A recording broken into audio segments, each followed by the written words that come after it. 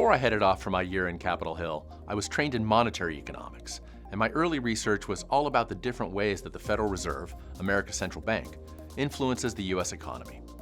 A lot of this research focuses on how shifts in monetary policy, looser or tighter money, selling or buying U.S. government bonds, influence interest rates, business hiring, and overall economic activity.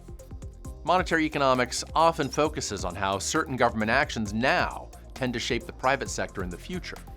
But monetary economists have gone further and asked which kinds of government rules and which kinds of government bureaucracies are likely to cause better government actions.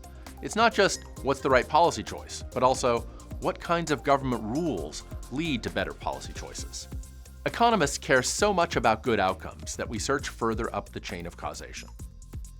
That search for deep causes, for root causes, may take us in unexpected directions. Governments across the rich countries have had widely differing rules about how to run monetary policy. Gold standards, pegged exchange rates, vague promises of price stability, and many others. And they have different kinds of bureaucracies implementing those policies.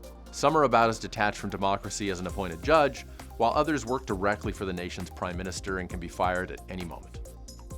Once monetary economists started looking into what kinds of government rules and what kinds of government bureaucracies predicted economic success and which predicted economic tragedy, they found a robust pattern. The more independent the nation's central bank was from the political process, the better things typically turned out. But what does independent mean? Well, that's a euphemism for not very democratic.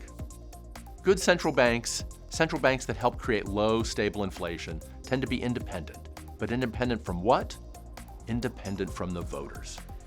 The lessons I drew from learning about the value of central bank independence? First, if you want good government policies, you'll often want those policies created and enforced by anonymous bureaucrats who are kept far from the reach of the voters. Second, if you want policy enforced by anonymous bureaucrats like judges, central bankers, or trade commissioners, don't say you want oligarchic, undemocratic bureaucrats in charge. Just say you want independent bureaucrats. It goes over much better. The euphemism really helps. If you want to learn more about public choice, check out some of our other videos